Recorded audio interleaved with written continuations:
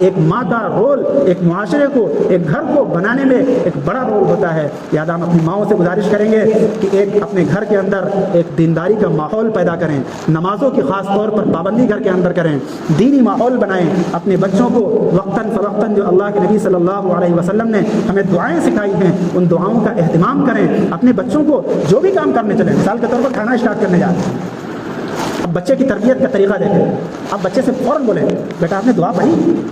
اگر بچے کو یاد نہیں ہے تو بچے کو تیز آواز سے ریپیٹ کر کے بتائیں، چلو بیٹا کھانے سے پہلے کی دعا بسم اللہ پڑھیں۔ دعا پڑھنے سے اللہ تعالیٰ ہم کو ثواب دیں گے، ہمیں نیکی ملے گی، ہاں اللہ تعالیٰ ہم کو جنت میں داخل کریں گے، ہم ایک اچھے مسلمان کہلائیں گے، کھانے میں ہماری برکت ہوگی، یہ کھانا ہمارے لیے نقصان دہ نہیں بلکہ ہمارے لیے صحت مندی کا ذریعہ بنے گا۔ یہ تمام باتیں بچے کو بتا کر کے دعا سکھائیں۔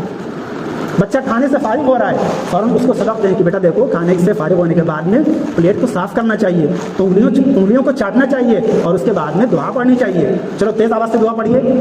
اس طرح سے گھر کے اندر ایک ماحول بننا چاہیے۔ سونے کا وقت ہوا، مما فکر کر لیں، والد بھی فکر کریں، سب لوگ فکر کریں۔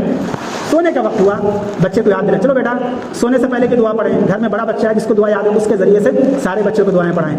کسی بچے کو نہیں یاد ہے امی خود اس کی فکر کریں، تیز آواز سے بچے کو دعا پڑھائیں۔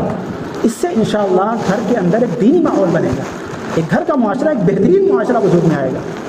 تو اس کی فکر کریں گے تو انشاءاللہ ہم ایک پکے سچے اور اچھے مسلمان بن کر کے سامنے آئیں گے۔